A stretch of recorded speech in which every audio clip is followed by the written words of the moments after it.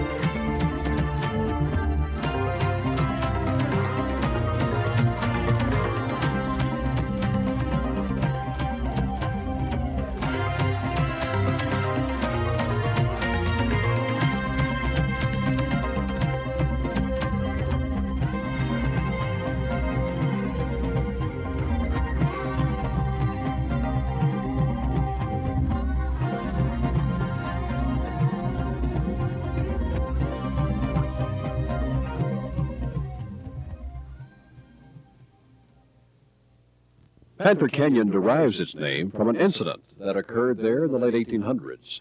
A group of trailblazers were crossing the canyon when a large panther leaped among them. They were so surprised and frightened that they just stood there dumbfounded until the panther disappeared. After that, it was referred to as Panther Canyon. A trailer house perched high on the top of the bluff heralds the approach to San Francisco Rapids. The river changes course here, occasionally displacing and rebuilding the sandbar on the Mexican side of the river from year to year. Each year, the rapid can be different. Although the main current always reestablishes itself on the Texas side, the deep undercut cliff on the river left makes this a dangerous rapid. The shallows formed by the outwash of San Francisco Creek make the approach to the rapid very tricky, especially at low water levels. As a general rule, stay far right and avoid being pulled into the wall. The rapid is easier to navigate at water levels above 4 feet.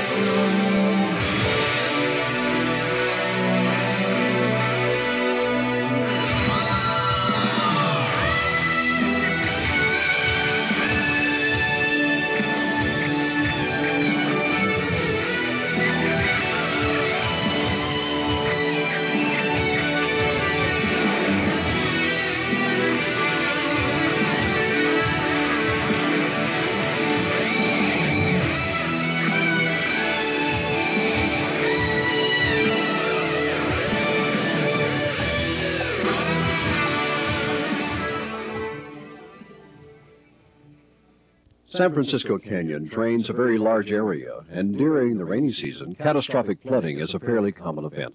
On November the 5th of 1978, heavy local rainfall caused both Washboard and San Francisco Canyon to run with an earthquake-like roar. Flood debris indicated that the water level was over 55 foot deep at the canyon's confluence with the Rio Grande. The Rio Grande flowed upstream for over half an hour, and 20 miles downstream it rose from 4 feet to 12 feet in depth. It is said that San Francisco Canyon was named for the Franciscan fathers who traveled along its course on their missions in the region. It is also abundant with wildlife, making it a major game highway in the lower canyons. In the diverse habitat like the lower canyons, the profusion of wildlife is astonishing. One interesting fact about the wildlife of the lower canyons is that during the course of the year, it is possible to see nearly half the total number of bird species recorded for the entire United States and Canada. The 400 species of birds that have been recorded there are either migrants, winter residents, summer breeders, or visitors who come here after breeding elsewhere. However, only 9% of these birds are actually year-round residents. Several birds are on the endangered species list and can only be found in the United States in the Big Bend area. The high cliffs of the lower canyons from Rodeo Rapids to lower Madison Falls are the prime nesting habitats for peregrine falcons. This endangered species feeds primarily on other birds and can dive at speeds of up to 200 miles per hour to catch their prey. Soaring high above the river, they can be recognized by their long pointed wings, narrow tail, and quick rowing wing beats. The lower canyon is also home to 78 species of mammals, although their nocturnal habits make them more difficult to observe. The major predator of the lower canyons is the mountain lion. The lion is a carnivore, and its primary prey is deer, although occasionally they have even been known to eat porcupines. They hunt along major game trails or near water holes. Lying in ambush, they capture their prey by a single bound or a surprise attack. For this reason, dense vegetation or broken terrain is important to conceal their movements. The mountain lion is so secretive that no one really knows how many inhabit the area of the lower canyons. This is due to several reasons. If a lion is bedded down, it will tend to remain motionless rather than run, so humans may pass relatively close to it and be completely unaware of its presence. The lions also tend to hunt at night when the majority of wildlife is most abundant. The bobcat is also found throughout the lower canyons and hunts mostly smaller rodents and rabbits. It differs from the mountain lion by being much smaller and having a bobbed tail. The most prominent mammal that you're likely to see in the lower canyons is the Mexican free-tailed bat. Bats comprise the largest mammal group in the Big Bend area. The Mexican free-tail is an endangered species, although their massive numbers in the lower canyons could have you believing otherwise. Having evolved both flight and echolocation, the swooping, erratic flight of these bats is a fascinating spectacle that occurs every night during the spring and summer. Another nocturnal predator that is rarely seen by the casual visitor is the scorpion. 11 different species of these arachnids can be found in the lower canyons.